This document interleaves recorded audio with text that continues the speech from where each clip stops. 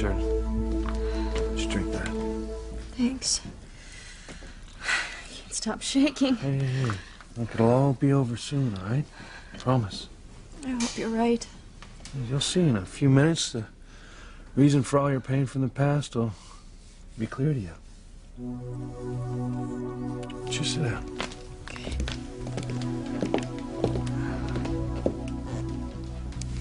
Hank, talk to you for a second.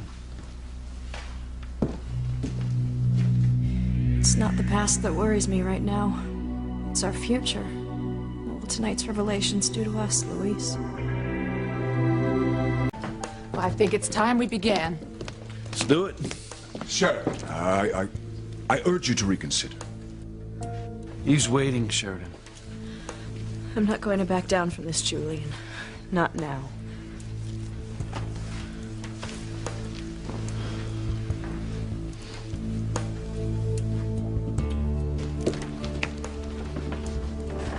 So how should we do this? Well, Sheridan has already told me what she said and did that night.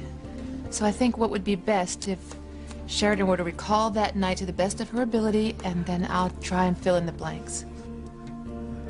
Are you ready to have your past revealed? Yes. Then let's begin.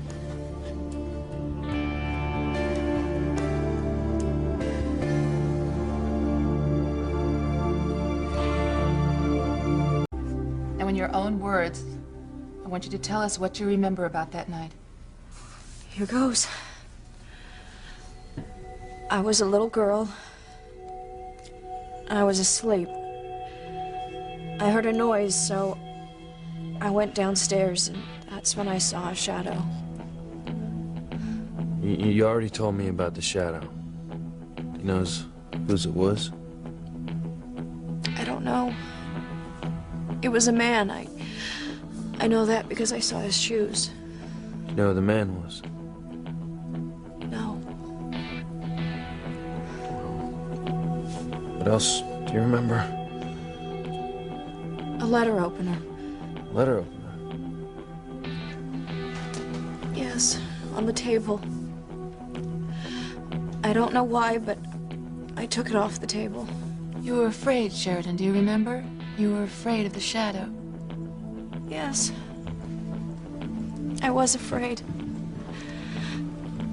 So I raised the letter opener over my head. Yes.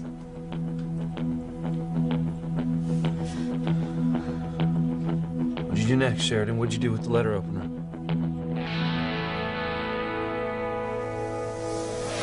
This isn't right. All right, you stay put. She is my sister.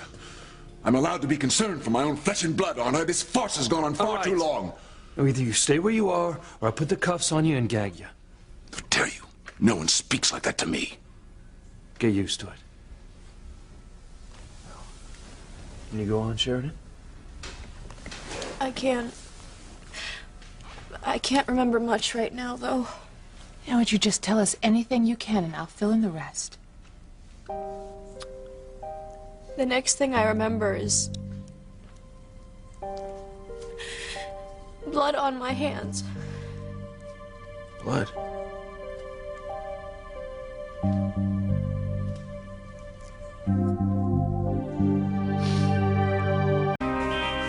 Blood on your hands? Are you sure, Sheridan? Yes. God, that's enough. I'm not going to stand here and listen to any more of this nonsense. I'm calling my attorney. Demand he get some sort of court order to Listen, stop this isn't your decision, Julian. It's Sheridan's. I want to go on. I'm certainly not going to stick around for it. I'm sick of your games. Pardon me? You're not going anywhere. Excuse me, You know who I am. Sit down. Hey, shut up. There's no way. Please. I'm going to pay for this, all of you. To my little friend. You are not going anywhere, Mr. Crane. This is a police matter now. Sheridan, this may be a little more serious than I thought.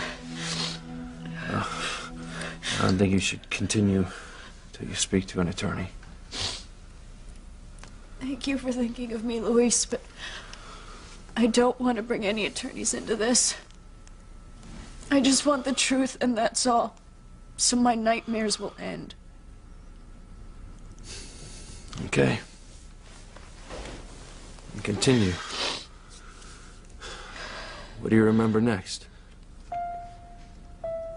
I remember seeing a man's body under a bloody sheet.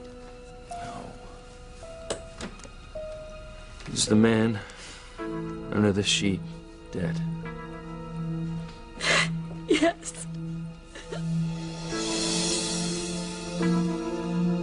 But if the man was dead, why wasn't the body reported?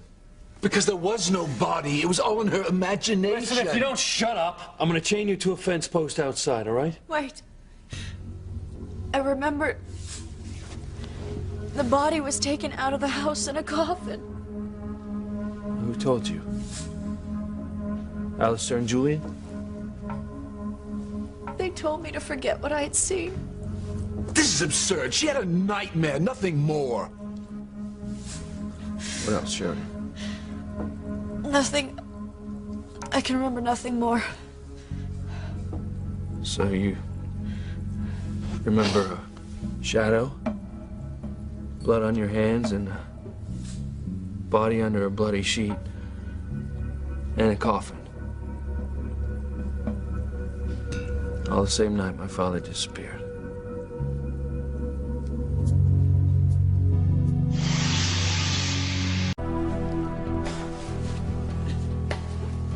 Now, for years, I looked for information, some sort of clue as to why my father abandoned his family. Now I know.